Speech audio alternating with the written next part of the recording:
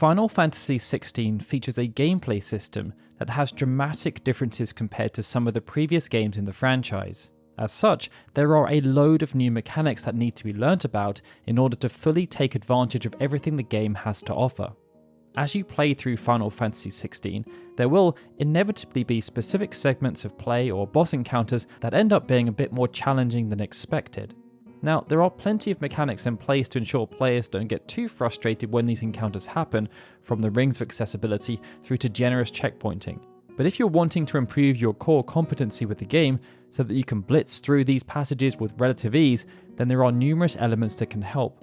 It's those subtle elements that we're going to run through today, as although Final Fantasy XVI does have numerous tutorials, it's easy to gloss over some of the finer points. First though, let's talk about the basics of combat. At the beginning of Final Fantasy XVI, Clive will have access to a handful of offensive abilities, and due to there being no sense of stamina gauge or cooldown timers associated with these abilities, there are no firm restrictions on how and when they can be used. By default, the square button is used to perform a standard melee attack, and the triangle button is used to deliver a long-range magic attack. Circle is then assigned to perform the default action associated with the icon that's equipped. At the start of the game, this ability will be Phoenix Shift, a move that can be used to close the distance between Clive and a nearby foe. In this vanilla form, neither the basic melee or magic attack will deal huge amounts of damage to enemies, nor will they be that effective at reducing an enemy's will gauge, but they can be combined to ensure that damage per second is as optimal as it can be. Defending is a bit more nuanced, as by default, Clive does not have the ability to guard against damage. This ability can be acquired later on in the game thanks to Titanic Block, but it's not a part of Clive's standard complement of moves. Final Fantasy XVI instead focuses around avoiding damage through evasion. In the most rudimentary of senses, the easiest way to avoid taking damage is to ensure Clive is standing nowhere near the enemy when it's attacking. As there are no restrictions placed on movement, it can actually be quite easy to keep a wide berth between Clive and whatever foe stands before him. This affords time to learn basic enemy attack patterns from a safe distance, but should either you or the opponent close the distance, there's also a specific evasion move that can be performed by pressing the R1 button. The timing of this evasive move is quite generous, as is the application. Evasion can be used to ensure Clive shuffles around the arena, avoiding any stray attacks at the last second, and should the distance be closed, it can be a very effective method of moving out of harm's way quickly. If the timing is left until much closer to an enemy ability landing, it's then possible to perform a precision dodge.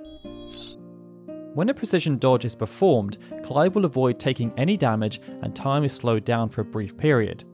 It therefore goes without saying that being able to perform a precision dodge will make a huge difference to the overall Final Fantasy XVI combat experience, as it opens the door to a world of possibilities. Perhaps the most immediate is that after a precision dodge is initiated, it's possible to perform a precision counter.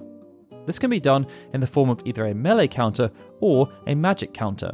And one of the benefits, outside of it being a free hit, is that precision counters have their damage enhanced, but they will also better reduce the will gauge of larger enemies. Due to how dynamic the evasion system is, it's also possible to perform back-to-back precision dodges, and therefore back-to-back precision counters.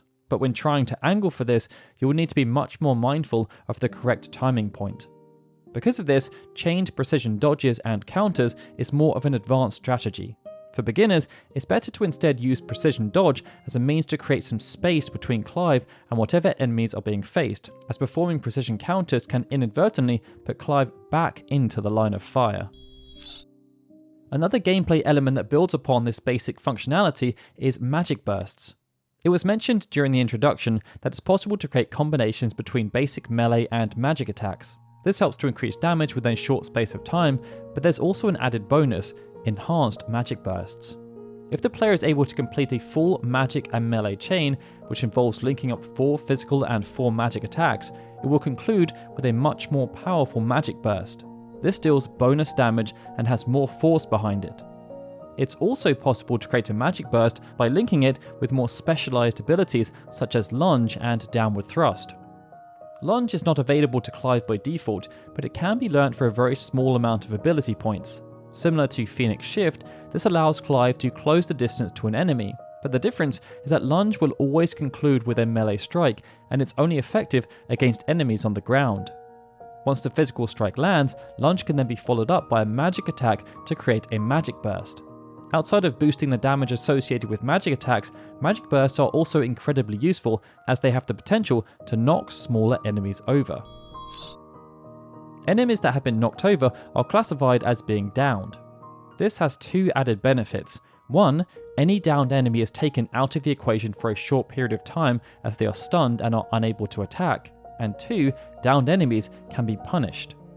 This serves as a critical strike, allowing Clive to deal huge amounts of damage in comparison to a typical melee strike. There is also the potential for enemies to be sent sprawling, further removing them from the pack. One of the most simple combinations to bring about the punish scenario is to use lunge combined with a magic attack to create a magic burst.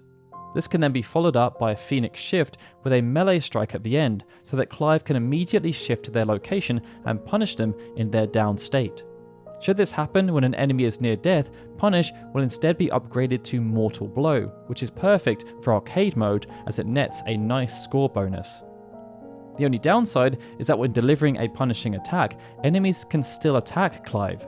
It's for this reason that the lunge and magic burst combination works quite well, as it separates enemies out from the rest of the pack. However, should you feel as though an enemy might be trying to sneakily stab you in the back, you can perform an evasion to cancel the punishing attack. Alongside the basic melee and magic attack, Clive can also learn abilities that are accessible by charging those respective powers. Burning Blade, for example, can be used by holding down the melee attack, and this will see Clive's sword catch on fire, essentially granting in fire status, and this can be used to either break the guard of stronger standard enemies or launch weaker enemies into the air. Charged Shot can then be used by holding down the magic attack. This delivers a magic attack with much higher potency that's able to launch weaker enemies into the air and also deal a significant chunk of will damage against larger enemies. Both of these moves are perfect for initiating or continuing combinations, but the main tip is to make sure you're always charging these moves in advance of when they are required. There are no limitations for when these moves can be charged up. That means whenever Clive is performing an action, charging can be taking place so that either Burning Blade or Charged Shot can be used as soon as the action has been completed.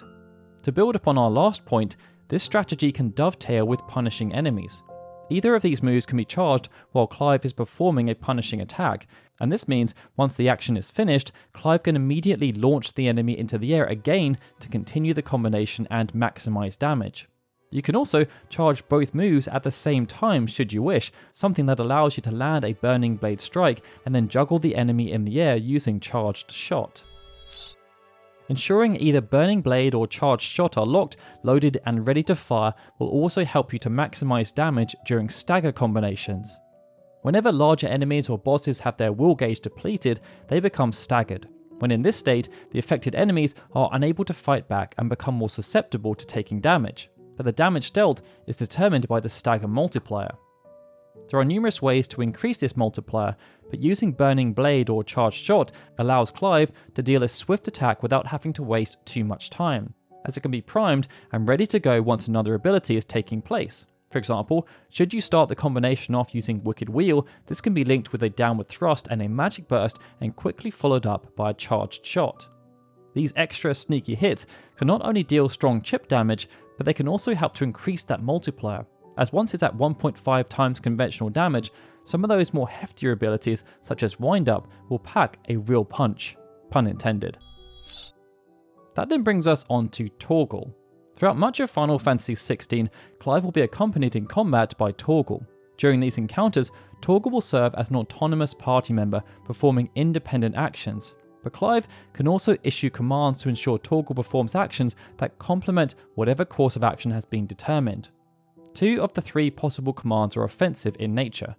When commanding Torgal to sick enemies, a physical attack will be delivered against enemies that are on the ground. Ravage is a bit more context sensitive, as Torgal will perform a different action depending on where the target is.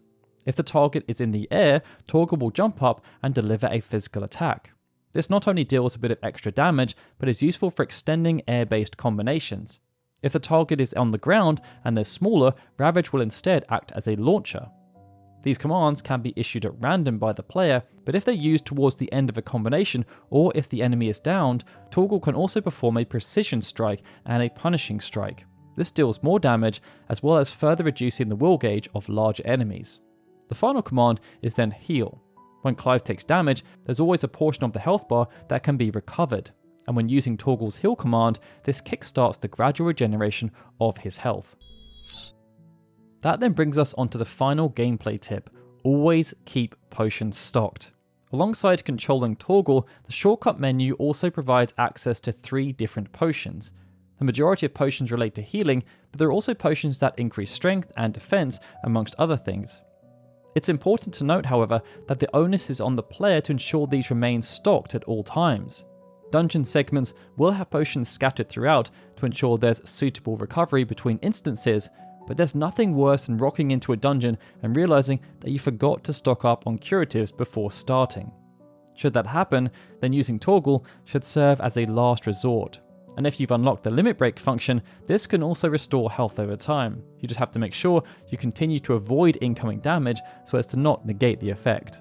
Alternatively, you could just die on purpose, as this will restock all potions without you having to part with your precious skill. And with that, we've come to the end of our Final Fantasy XVI Beginner's Guide. Hopefully you found the tips housed within useful. If you did, then liking the video and sharing it around will be much appreciated. If you aren't already, please also consider subscribing to Final Fantasy Union. This guide is but a taste of the content we are planning to produce over the next couple of weeks, and we have a ton of 16 related videos that we hope will enrich your playing and watching experience. Alright everyone, with that, this is Daryl signing out. As always, I'd like to extend a big thank you to our Patreon and YouTube members and supporters, especially Benjamin Snow, The Livestream, Elsa Claire Farron, Galcian D. Kajata, Gregory, Justin Dent, and Zukan TDK, who are super special Onion Knight supporters. And of course, a big thank you to everyone for watching this video. I'll see you all again soon for more Final Fantasy goodness.